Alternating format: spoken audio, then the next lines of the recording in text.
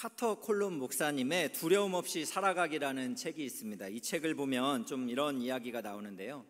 저자가 오랜 동안 살았던 한 농장의 곡식 창고에는 한때에 고양이들이 이렇게 살고 있었다고 합니다. 그런데 가끔 이렇게 우스꽝스러운 일들이 이렇게 보여지곤 하는데 무엇인가 이렇게 유심히 관찰을 해보니까 어미 고양이가 들판에서 이제 쥐를 이렇게 잡아가지고 또 쥐가 힘이 빠질 때쯤 되면 물어서 이제 새끼 고양이들에게 이제 사냥을 가르쳐 주려고 그렇게 넣어 놓는다고 합니다. 그런데 그때 쥐가 이제는 위기에 몰리니까 뒷다리를 치켜들면서 벌떡 일어나고 그리고 발톱을 세우면서 작은 이빨을 드러내며 으르렁거린다고 그래요. 그러면은 이제 이 새끼 고양이들이 내가 고양이다라는 이런 아직 정확한 인식이 없기 때문에, 그리고 내가 이 쥐와 싸워서 이길 수 있다라는 그런 확신도 없기 때문에 이들이 오히려 무서워하고 겁을 먹고 공격도 하지 못하고 다가가지도 못한다라고 이렇게 이야기를 했습니다. 고양이들 생각에 쥐가 자기들을 이길 수 있다고 생각을 한 거죠. 그래서 쥐가 더 무서운 동물이다라고 그렇게 생각을 했다라는 것입니다. 여러분, 저자는 이 이야기를 통해서 우리가 마치 이 새끼 고양이들과 같을 때가 있다고 그래요. 우리는 예수님에 의해서 영원한 승리가 확보되어진 존재들 아닙니까? 그런데 우리가 그 예수님에 의해 영원한 승리가 있다라는 그러한 분명한 정체성을 우리가 알지 못하고 살다 보니까 이 땅에서 사탄이라는 쥐가 우리를 위협할 때 우리도 내가 누구인지도 모르고 나와 함께하고 있는 분이 누군지도 모르다 보니까 두려움에 빠져서 아무것도 하지 못하고 있는 일들도 있다라는 것입니다. 여러분, 저는 오늘 여러분과 함께 이 두려움에 대해서 한번 이야기를 좀 나누고 싶습니다. 오늘 본문의 배경은 지난주에 오병이어의 기적을 경험했던 제자들, 이제 예수님께서 그 제자들이 갈릴리 바다로 가도록 그렇게 명령을 하셨습니다. 그러나 안타깝게도 갈릴리 바다에서 큰 바람과 또 풍랑을 만나서 굉장한 위기에 처한 환경에 있다가 예수님의 도움으로 구원을 받은 그러한 내용을 가지고 있습니다. 저는 오늘 본문을 통해서 우리의 인생에도 갑작스럽게 불어닥치는 큰 바람 그리고 풍랑과 같은 어쩔 수 없는 그런 두려움이 몰려올 때에 우리가 정말 기억해야 할 것이 무엇인지 한 두 가지 정도 생각해 보았으면 좋겠습니다. 첫 번째로, 두려움은 하나님이 없는 자들이 느끼는 감정이다라는 거예요. 이 두려움이라는 것은 하나님이 없는 자들이 느껴야 할 감정이다라는 것입니다. 예수님이 재촉을 하셔서 이 제자들은 항해를 시작을 했습니다. 근데 갈릴리 바다가 한 10km 정도 된다고 그래요. 한 5km 정도 중간 지점에 왔을 때 갑자기 오늘 18절 보니까 큰 바람이 불어 파도가 일어나더라 라고 말씀을 하고 있습니다. 당시에 여러분 배 환경을 생각을 해보세요. 요즘처럼 무슨 엄청난 엔진이 있었겠습니까? 아니지요. 그저 그냥 돛대 정도 세워서 바람에 의해서 그렇게 나아가는 배 정도가 아니겠습니까? 그러다 보니까 제자들이 지금 큰 바람을 만나니까 큰 파도가 이렇게 거세게 몰려오고 그들의 목숨을 어떻게 참 담보할 수 없는 그런 환경에 처하게 된 것입니다. 여러분, 잘 생각해 보세요. 예수님이 가라고 해서 간 제자들입니다. 예수님의 말씀에 순종해서 떠난 갈릴리 바다 항해였습니다. 그러나 어떤 일이 펼쳐진 거예요? 예기치 못한 이런 큰 두려움의 환경이 몰려온 것입니다. 여러분, 우리도 이 땅에 발을 디디고 살다 보니까 우리도 예수님의 말씀에 순종하며 한 걸음 한 걸음 최선을 걸어감에도 불구하고 우리도 예상치 못한 큰 바람 또 거센 파도와 같은 두려움의 환경에 처할 때도 있다라는 것입니다. 그래서 제자들은 이렇게 큰 두려움 가운데 있을 때에 더 큰 두려움에 또 처하게 됩니다. 바다 위로 걸어오는 한 존재를 보게 된 거죠. 그래서 오늘 말씀 19절을 보겠습니다. 제자들이 노를 저어 10여리쯤 가다가 예수께서 바다 위로 걸어 배에 가까이 오심을 보고 두려워하거늘. 제자들은 지금 물 위에 사람이 걸어온다라는 것을 생각을 해본 적도 없을 것입니다. 그런데 지금 누군가가 자기들을 향해서 걸어오고 있는 거죠. 다른 복음서를 봤더니 그들의 이성의 생각으로는 사람이라 생각을 못한 거예요. 그래서 예수님을 뭐라고 인식했습니까? 유령이다 라고 이렇게 인식을 한 것입니다. 자신들의 그 이성을 초월해서 예수님이 찾아오신다라는 것을 감히 생각을 못한 거예요. 그러니까 지금 제자들이 갑자기 겪게 되는 이러한 큰 두려움 앞에서 이 두려움의 환경을 해결할 수 있는 유일한 구세주 그리스도께서 다가오신다라는 것은 보지 못하고 있었던 거죠. 여러분, 이때까지만 해도 제자들은 예수님에 대한 정확한 인식이 없었습니다. 그것을 우리가 좀 잘 살펴볼 수 있는 것은 요한복음 6장을 좀 이렇게 잘 살펴봐도 이제 그 제자들이 예수님을 만나서 뭐라고 묻느냐면 라삐어라고 이렇게 말을 해요. 예수님이 자기들을 구원해 주셨음에도 불구하고 그냥 선생님이여 정도라고 인식을 하는 거. 그리고 또 예수님께서 너희가 나를 찾는 것은 표적을 보고 따르는 것이 아니라 떡을 먹고 배불렀기 때문이다 라고 말을 하는 것을 보면 제자들은 아직 예수님에 대한 정확한 인식이 없었다라고 우리가 생각을 해볼 수가 있습니다.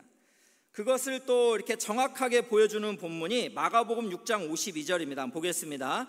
이는 그들이 그 떡 떼시던 일을 깨닫지 못하고 도리어 그 마음이 둔하여졌음이로다.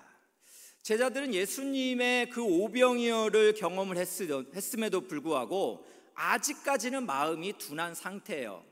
메시지 성경으로 이걸 봤더니 그들의 마음속까지 아직 믿음이 파고들지 못했다라고 이렇게 이야기를 하고 있습니다. 그렇기 때문에 제자들은 아직 예수님을 정말 예수님으로 정확하게 인식하지 못하는 믿음이 매우 연약한 환경에 있다 보니까 그들은 이런 큰 두려움에 어찌할 바를 몰랐다라는 것이죠. 여러분, 우리가 성경을 잘 살펴보면 이 두려움이라는 것은 예수를 믿는 사람들이 갖는 감정이 아닙니다. 성경을 잘 살펴보면 시편 53편을 보면 이렇게 말씀합니다. 그들의 두려움이 없는 곳에서 크게 두려워하였으니 너를 대항하여 진친 그들의 뼈를 하나님이 흩으심이라. 하나님이 그들을 버리셨으므로 내가 그들에게 수치를 당하게 하였도다. 이 5절 말씀 좀 한번 계속 보여주시면 그들이라는 말은 누구냐면 어리석은 자들이에요. 하나님이 없다라고 말하는 이 어리석은 자들이 두려움이 없는 곳에서 크게 두려워한다라는 거예요. 하나님을 모르니까 두려움이 없는 곳에서 그들은 크게 두려움을 한다는 거예요. 그리고 너를 대항하여 진친 그들의 뼈를 누가? 하나님이 흩으실 것이다. 하나님이 그들의 뼈를, 그러니까 하나님의 백성들을 괴롭히는 그들의 뼈를 흩어버릴 것이다 라는 거예요. 그리고 하나님이 또 그 어리석은 자들을 버리셨으므로 이스라엘 너희들이 그들에게 수치를 당하게 하였도다. 그러니까 이스라엘은 바로 하나님이 없는 사람들에게 수치를 당하게 하는 존재다라는 것입니다. 그러니까 여러분, 하나님이 없는 백성들은 결국 그들이 두려움에 빠질 수밖에 없는 것이고, 하나님을 믿는, 하나님이 있는 백성들이 하나님이 없는 그들을 두렵게 수치를 빠지게 한다라는 말씀이에요. 여러분, 이것을 정확하게 보여주는 본문이 여호수아 2장인데요. 여호수아 2장을 보면 이스라엘 백성들이 가나안 땅을 정탐하잖아요. 그때 이제 두 명의 정탐꾼이 라합이라는 한 믿음의 여인을 만납니다. 이 믿음의 여인이 두 정탐꾼에게 한 이야기가 있어요. 그게 바로 여호수아서 2장 9절인데 한번 보겠습니다. 말하되 여호와께서 이 땅을 너에게 주신지를 내가 아노라. 우리가 너희를 심히 두려워하고 이 땅 주민들이 다 너희 앞에서 간담이 농나니. 여기서 우리가 아는 누구입니까? 가나안의 백성들이죠. 가나안의 백성들이 이스라엘 사람들을 심히 두려워하고 이 땅의 주민들이 다 너희 앞에서 간담이 녹았다라고 말하고 있어요. 그러니까 하나님이 없는 백성들은 하나님이 있는 백성들을 두려워해야 한다라는 것이죠. 그래서 이들은, 가나안의 백성들은 이야기를 들었습니다. 무엇이냐면 하나님께서 이스라엘 백성들이 애굽을 나올 때 홍해 바다를 가르셨다라는 것을 들었습니다. 또 아모리의 두 왕을 하나님께서 진멸하셨다라는 것을 들었습니다. 그래서 가나안의 백성들은 매우 이스라엘 백성들 때문에 두려워했습니다. 그래서 여호수아 2장 11절을 보면 또 이렇게 말합니다. 우리가 듣자 곧 마음이 녹았고 너희로 말미암아 사람이 정신을 잃었나니 너희의 하나님 여호와는 위로는 하늘에서도 아래로는 땅에서도 하나님이시라. 이 라합이라는 믿음의 여인은 정확한 인식이 있었어요. 하나님 여호와는 위로는 하늘에서도 아래로는 땅에서도 하나님이시다. 그렇기 때문에 가나안의 백성들은 여호와 하나님, 또 하나님이 함께 하시는 이스라엘 백성들 때문에 마음이 녹고 정신을 잃어버렸다라는 거예요. 여러분, 이 세상을 살아가면서 진짜 이 땅에서 두려워하고 벌벌 떨어야 하는 사람들은 누구입니까? 오늘 성경이 분명히 말하잖아요. 하나님이 없는 백성인 거예요. 하나님이 없는 백성이 두려워하고 벌벌 떨어야 되는데, 하나님이 있는 우리가 두려워한다라는 것은 우리가 느껴서야 되는 감정이 아니다라는 것을 분명히 말씀하고 있어요. 여러분, 우리가 하나님을 믿는 사람들은 분명히 우리가 가져야 되는 생각이 있습니다. 우리는 하나님의 위대하심보다 원수를 더 크게 생각하면 안 됩니다. 원수들의 그런 가지고 있는 능력, 그들의 뒷배경, 그런 것들이 하나님의 능력보다 크다라고 생각하면 안 되는 거예요. 여러분, 이것을 반대로 말하면 우리가 그 원수들을 만남에 있어서, 즉 하나님이 없는 사람들을 상대함에 있어서 우리가 그들을 향하여 벌벌 떨고 두려워한다는 것은 우리가 하나님이 없다라는 것을 스스로 말하고 있는 것과 같다는 거예요. 여러분, 이건 굉장히 가슴 아픈 일입니다. 여러분, 우리가 인생을 살아가면서 하나님이 없다고 생각하는 그 어리석은 사람들을 얼마나 많이 만납니까? 그런데 그들 앞에서 우리가 두려워 떤다면 이거는 정말 눈물을 짓고 우리가 한탄해야 될 일입니다. 그것은 우리의 신앙이 하나님이 없다라고 말하는 것과 같은 표현이다라는 것입니다. 여러분, 두려움이 하나님이 없는 자들이 느끼는 감정이라면, 그러면 하나님이 있는 자들이 느껴야 되는 감정은 어떤 것일까? 데이비드 플랫 목사님의 물러서지 마라는 책이 있습니다. 제가 이 책을 보면서 이 저자의 형 스티브에 대한 이야기가 나오는데요, 이 저자가 고1 때 굉장히 왜소한 체격이었다고 합니다. 그랬더니 이제 신입생들을 괴롭히는 선배들이 있었던 거죠. 화장실에서 이 신입생들을 막 괴롭히다가 이 저자가 이렇게 괴롭힘을 당할 때 옆에 있던 한 선배가 안 돼라고 이렇게 막아섰습니다. 왜? 이유를 물어보니까 이 저자의 친형이 당시에 헤비급 레슬링 챔피언이었다라는 거죠. 당시 학교에서 살아있는 전설적인 존재였다는 거예요.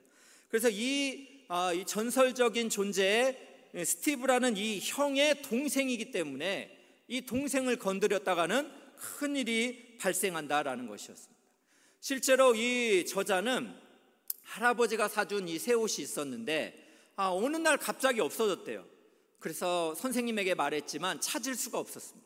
그러나 스티브라는 형이 오히려 좀도둑 패거리들의 우두머리를 찾아가서 어느 날 이렇게 가지고 왔다라는 거예요. 그리고 이 스티브 형이 그 동생에게 이런 말 했다고 합니다. 무슨 일이 있어도 형이 내 편이라는 것을 절대로 잊지 마라. 스티브라는 형이 저자에게 어떤 일이 있어도 내가 네 편이라는 것을 절대로 잊지 마라 라는 이 말을 그렇게 속삭이고 갔대요. 이 저자가 이 이야기를 들었을 때 얼마나 큰 힘이 되고 또 얼마나 또 용기가 나든지. 저자는 이런 생각을 합니다. 이 땅을 살아가면서 이렇게 스티브 형 정도가 아니라 인간 정도가 아닌 큰 능력을 가진 하나님, 그분이 내 편이시다라는 것을 확신한다면 이 세상을 우리가 두려움으로 살 수 있을까라는 이런 의문을 제기해요. 여러분, 시편 118편 6절 7절을 해보겠습니다. 여호와는 내 편이시라. 내가 두려워하지 아니하리니 사람이 내게 어찌할까? 여호와께서 내 편이 되사 나를 돕는 자들 중에 계시니 그러므로 나를 미워하는 자들에게 보응하시는 것을 내가 보리로다. 여러분, 우리의 편이 누구라고요? 우리 하나님이라고 분명히 말씀합니다. 시인이 두려움의 환경에서 나의 편이 되시는 여호와 하나님, 그분이 나와 함께 하시기 때문에 두려워하지 않고 또 나를 도우시기 때문에 또 반드시 주님이 나를 미워하는 자들을 보응하시리라는 확신 가운데 인생을 살아갈 수 있었다라는 것입니다. 그렇습니다. 사랑하는 귀한 성도 여러분, 우리도 이 땅을 살아가다가 정말 예기치 못한 폭풍우와 같은 그런 두려운 환경에 처할 때도 있습니다. 그러나 성경이 말하는 것처럼 이 두려움이라는 감정은 예수를 믿는 사람들이 느껴야 되는 감정이 아닙니다. 그럼에도 불구하고 우리도 때로는 두려움의 감정이 느껴질 때가 있어서 너무나 여러분 괴로울 때가 많이 있죠. 저도 고민을 해보니까 왜 우리가 두려워야 될 감정을 느끼지 말아야 되는데 왜 두려움의 감정을 느끼는가? 결과에 대한 불안함 때문인 것 같아요. 이 일이 잘못돼서 정말 예기치 못한 결과를 얻게 될까? 이 두려움을 자꾸 갖다 보니까 결국 느끼지 말아야 될 두려움을 우리가 갖고 산다라는 것입니다. 그러나 사랑하는 귀한 성도 여러분, 오늘 제자들이 큰 바람 그리고 거센 파도 앞에서 아무도 그들에게 다가올 수 없었지만 유일하게 그들을 찾아오시는 분이 있었습니다. 누구시죠? 예수 그리스도이십니다. 우리의 인생길에 결과에 대한 두려움으로 우리가 한 번, 두 번 그렇게 그 감정을 느낄 수 있겠지만 아무도 찾는 이 없을 때 폭풍우를 뚫고 우리를 향해 오시는 영원한 우리의 편이신 예수 그리스도, 그분을 의지하시면서 여러분 용기를 내시기를 주님의 이름으로 축복합니다. 두 번째로 여러분, 두려움의 파도가 밀려올 때 기억해야 될 것이 있어요. 그것은 무엇입니까? 두려움은 더 큰 두려움으로 극복할 수 있다라는 것입니다. 여러분, 큰 바람과 거센 파도, 제자들은 굉장히 위기의 상황에 있었습니다. 그때 예수님이 오셔서 하신 말씀이 있는데 그 말씀이 오늘 20절에 한번 보겠습니다. 이르시되 내니 두려워 말라. 여기서 여러분 예수님이 말씀하신 내니라는 말은 헬라어로는 에고 에이미라는 이런 말입니다. 한국말로 풀어보면 나는 나다라고 이렇게 표현을 한 건데요, 이것은 구약에서는 하나님의 자기 표현으로 자주 등장합니다. 그래서 예수님이 내니라고 이렇게 표현을 한 것은 예수님의 신적인 표현을 나타내고 있는 거예요. 그렇기 때문에 예수님이 내가 왔다라고 제자들에게 말씀하신다라는 것은 예수님은 이 폭풍우의 모든 환경을 해결할 수 있는, 너희들의 모든 두려움의 문제를 해결할 수 있는 전능하신 주님이시다라는 것을 나타내고 있는 것입니다. 여러분, 이제는 제가 어느 목사님의 글을 보니까 좀 우스꽝스러운 이야기가 있더라고요. 고대 그리스의 역사가인 헤로도토스의 책 역사라는 거기에 나온 이야기인데요, 페르시아 제국이 그리스를 침공했을 당시의 이야기를 적어놓고 있습니다. 성경 에스더서를 보면 여러분 아하수에로 왕이 나오죠. 이 아하수에로 왕이 크세르크세스인데요, 이 크세르크세스가 군대를 일시에 진격하기 위해서 아시아와 유럽을 잇는 헬레스폰토스 해협에 다리를 만들라 이렇게 지시를 했습니다. 대공사였고 난공사죠. 아시아와 유럽을 잇는 다리를 만드니까 어마어마했겠죠. 그러나 열심히 수고했지만 허무하게도 이 겨우 완공된 다리는 때마침 불어온 폭풍으로 해서 모두 파괴가 되었대요. 모든 참 에너지를 다 쏟아 부었는데 갑자기 다 파괴가 됐어요. 당시에 크세르크세스가 매우 화가 났습니다. 그래서 그는 어떻게 하냐면 이 바다에다가 300대의 채찍을 가하라, 그리고 족쇄 한 쌍을 바닷속에 던져 넣으라, 심지어 왕은 헬레스폰토스 바다에 노예라는 낙인을 찍기 위해서 사람까지 파견을 했다고 그래요. 크세르크세스는 바다를 그렇게 응징하고 싶었다라고 말을 하고 있습니다. 와, 이걸 대단하게 봐야 될까요? 여러분, 한 인간이 바다에게 열이 받아서 바다에게 채찍을 행하고 또 족쇄를 막 그렇게 던져놓고 너희들은 노예다라고 막 사람까지 파송하는, 어떻게 보면 좀 시도는 좀 멋져 보일 수는 있지만 참 말도 안 되는 이야기 아닙니까? 여러분, 사람은 이 바다를 그렇게 지배하고 다스릴 능력과 권세가 없습니다.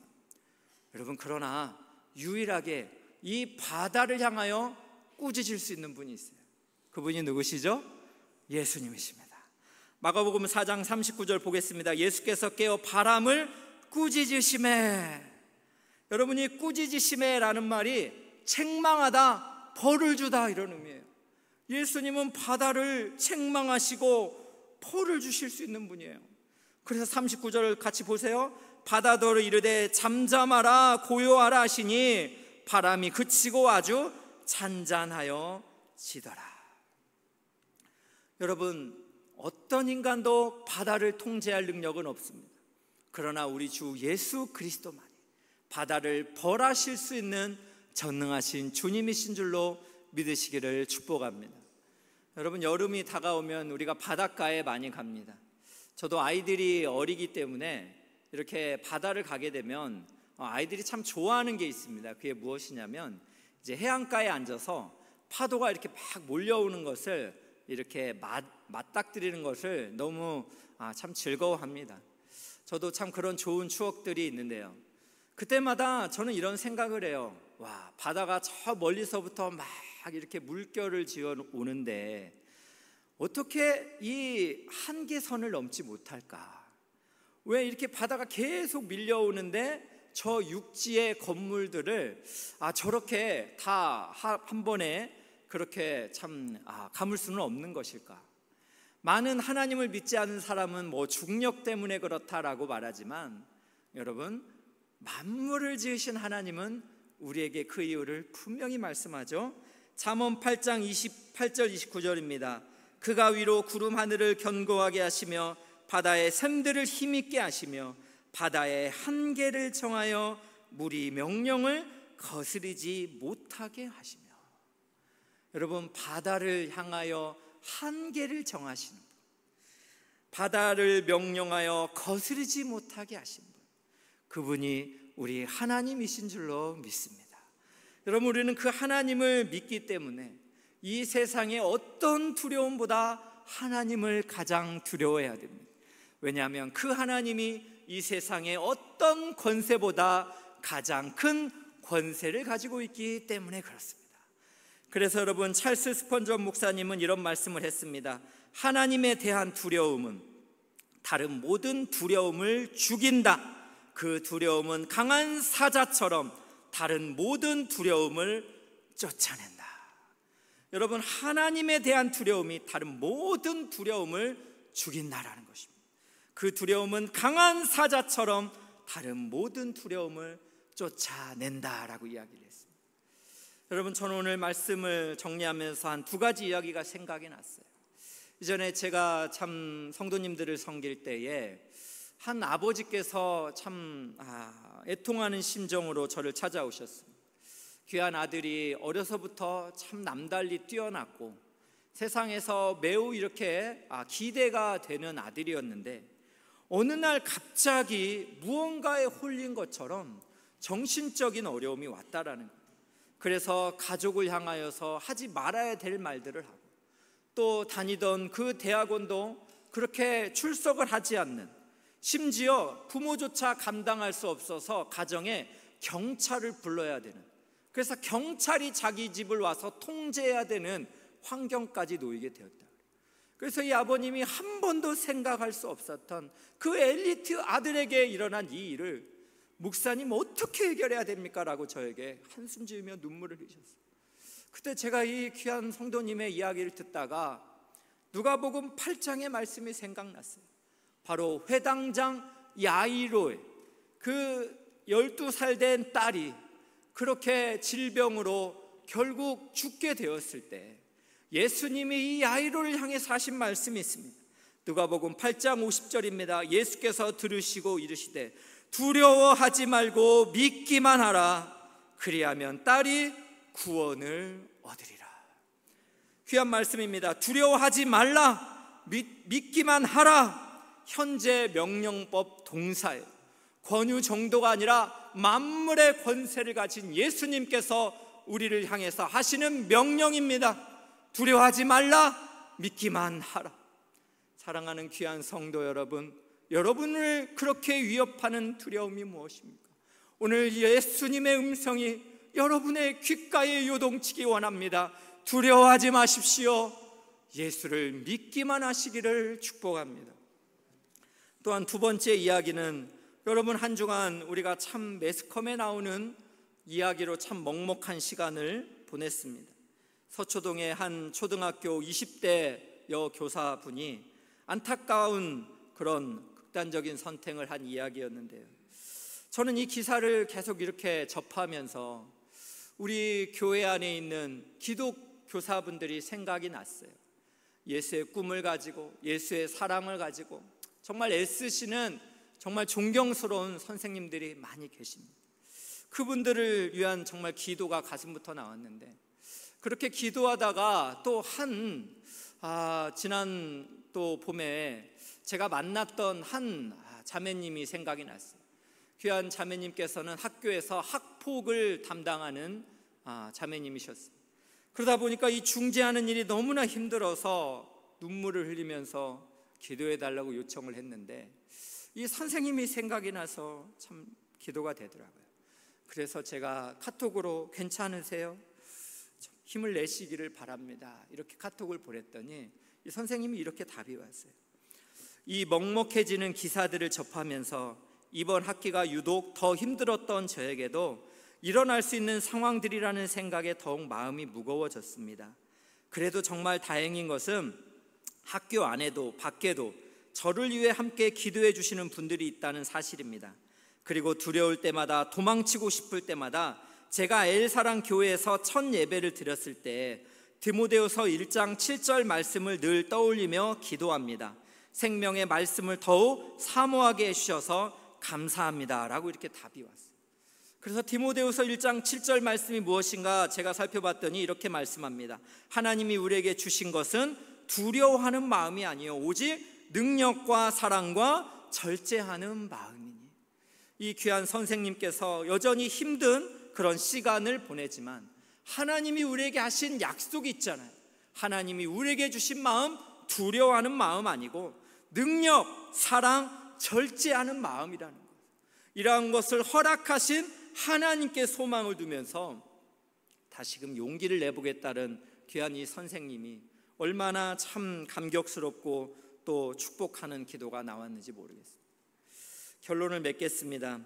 여러분, 우리는 두려워할 이유가 수없이 많은 시대를 살아가고 있습니다. 예수를 믿고 따르는 우리 가운데도 풍랑과 같은 그런 이해할 수 없는 두려움을 직면하게 됩니다. 그러나 여러분, 오늘 두려움을 마주 대하는 환경 앞에서 꼭 기억합시다. 두려움은 하나님이 없는 자들이 느껴야 될 감정이라는 것, 또 두려움은 더 큰 두려움이신 하나님으로 극복할 수 있다라는 사실. 두려움의 문제를 하나님을 의지하시면서 담대히 이기시기를 예수님의 이름으로 축복합니다.